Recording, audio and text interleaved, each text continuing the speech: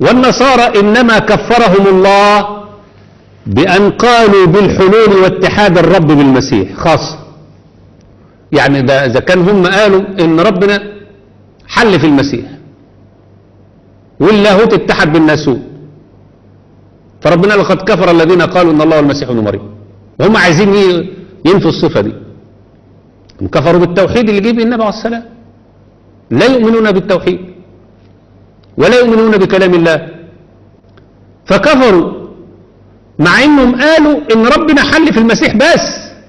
فبيقول لك فكيف من جعل ذلك عاما في كل مخلوق؟ يبقى مين الاكثر زندقة بقى ومين الاكثر كفرا؟ علي جمعة ولا النصارى؟ زنادقة الشاذلية اللي بيقولوا بوحدة الوجود ولا النصارى؟ طبعا النصارى احسن منهم 1000 مرة. اوعى تتكلم، ده اذا لم يتوبوا يعني عن فكرهم. يعني انت كده بتكفر يا ام الشيخ. انا بقول لك اهو، ناس بيقولوا ربنا حل في المخلوقات، وربنا سبحانه وتعالى يقول الرحمن على العرش استوى. يكذبون كلام الله عز وجل. طيب علي جمعة كافر ولا مسلم؟ دي عايزه بقى حكم واحد بتاع محكمة يكون فاهم يقدر يحكم عليه. اخد بالك ازاي؟ انما بالنسبة لي احنا هنقول ان كفر، كلامه كفر. هو نفسه بقى من يقوم بحلول اتحاد وحدة الوجود ويصحح كلام عربي، موقفه ايه؟ اكثر من النصارى الذين قالوا بان الله حل في عيسى عليه السلام. طبعا ابن تيمية غيظه. ليه؟ لان ابن تيمية بيقول الحق. اللي يعترض دماغك والحيط. احنا عندنا دين ما ينفعش اللعب فيه. ما تجيش تقول لي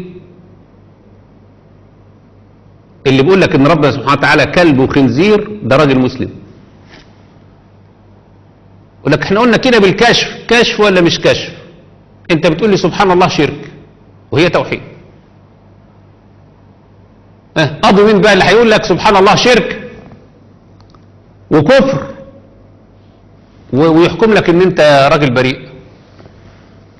والراجل مجنون، انا مجنون، خلاص نحن هنعذرك، حطه في مستشفى المجانين لغايه ما عقله ينضبط. لكن ما يبقاش مجنون ويبقى عضو مجلس الشعب وماسك اشراف على الجنيه واشراف على الازهر من سنه 2000. يبقى هبل ده. ويعلمون مع ذلك أن الله أمر بطاعته وطاعة رسوله ونهى عن معصيته ومعصية رسوله، وأنه لا يحب الفساد ولا يرضى لعباده الكفر. هو ده المطلوب. دول أهل الإيمان حقيقة. إنما يقول لك ربنا حل في الكائنات، فإذا كان ربنا حل في عيسى أو حل في الشيخ أو حل في الكلب، يبقى الكلب لما يروح يتغوط ولا يبول، ما هنقولش بقى كلب اللي بقى. شوف بقى، شوف هتوصل الى اي درجة من التصور في الكفر برب العزة والجلال. مش بس كفر، ده كفر واستهزاء واحتقار اللي هي بنسميها الزندقة. فاللي يصدق عليهم الزندقة ليه؟ يعني بيدعي انه على الاسلام. طب احنا اقل ما يمكن ان يقال فيه زندقة. ليه؟ لاحتمال انه يكون معذور بأزاريته، معذور بجهله، انضحك عليه. شوية عيال غيالة جم من اندونيسيا ولا ماليزيا ولا من افريقيا، فقعدوا قدام يسري جابر وفكروا ان الراجل ده في الازهر والازهر ده كويس، خلاص راحوا وهم يحملون هذا الفكر فنشروه في بلادهم. مع انه واجب على الشخص، ليس كما قال شيخ الازهر ان اذا ما وصلتوش الرسالة صح فهو معذور. ليه؟ لانه واجب عليه يسأل. الرسول صلى الله عليه وسلم قال والذي نفس محمد بيده لا يسمع به أحد من هذه الأمة ثم يموت ولم يؤمن بالذي أرسلت به إلا أدخله الله النار. ليه؟ لأن ما تسأل، جاي في رسالة جاية من عند ربنا سبحانه وتعالى، روح دور افتح رسالة وشوفها رفاها ايه، لك مش قاري. خلاص ده اسمه كفر الجهل والتكذيب، قد يكون أكبر وقد يكون أصغر. أكذبتم بآياتي ولم تحيطوا بها علما أم ماذا كنتم تعملون؟ تعال في الدنيا تعمل ايه؟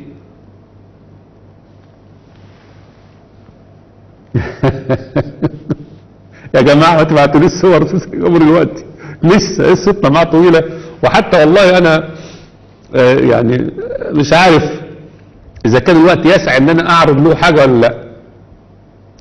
ويعلمون مع ذلك أن الله أمر بطاعته وطاعة رسوله، ونهى عن معصيته ومعصية رسوله، وأنه لا يحب الفساد ولا يرضى لعباد الكفر، وأن على الخلق أن يعبدوه فيطيعوا أمره. هو ده المطلوب، طاعة الله وطاعة رسوله. إنما لو ضيعت معاني الطاعة خلاص بقى ما حدش ينكر على أي حد. وأنا بقول لكم أي عصابة مخدرات أو تاجر مخدرات كبير يستطيع إن يطلع من القضية بتاعته في التهريب زي الشعرة من العجينة. إزاي؟ الاحتجاج بكلام المفتي السابق علي جمعة. أنا فهمت منه إن اللي بيشرب مخدرات أو بيبيع المخدرات وبيتاجر فيها ده راجل ولي، وإحنا عصابة مجموعة أولياء عايزين نتوب الشعب المصري، فبنتاجر في المخدرات عشان نوزعها على شباب. الشباب هيتوب، اللي هيشرب مننا حتة ولا تذكرة ولا حباية هيتوب. المفتي قال كده، أنا فهمت منه كده. ما هو نفس الكلام اللي روجوا لدعاة الخوارج وراحوا قتلوا أولادنا اللي في الجيش وحاربونا وحاربوا بلدنا، قالوا احنا عملناش غير اللي قالوا محمد حسان ومحمد حسين يعقوب. هم حرضونا على جيشنا وعلى بلدنا وقلنا دول كفار، وقالوا لنا دول كفار واحنا حاربناهم، فجايين تلومونا ليه؟ فراحوا يطلبوا محمد حسان للشهاده. الراجل طلع بينا زي الشعره من العجين.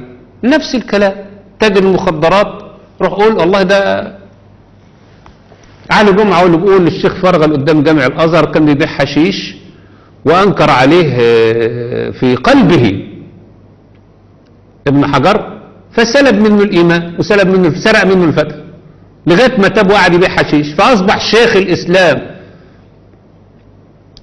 ابن حجر العسقلاني بياع حشيش.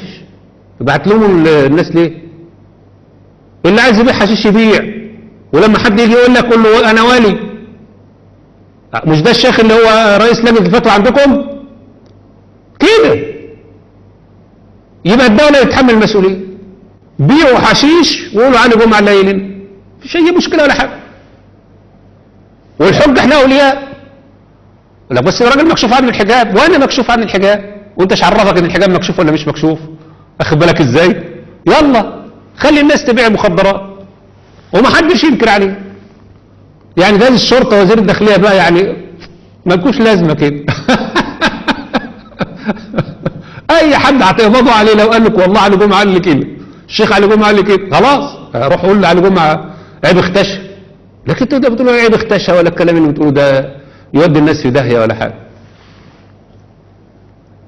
ولا يرضى لعباد الكفر، وان على الخلق ان يعبدوه فيطيعوا امره ويستعينوا به على كل ذلك، كما قال في فاتحه الكتاب: اياك نعبد واياك نستعين. ومن عبادته وطاعته الامر بالمعروف والنهي عن المنكر بحسب الامكان. فمن لم يستطع، لو راح الامر بالمعروف والنهي عن المنكر من قلوب المؤمنين هيضيع الدين.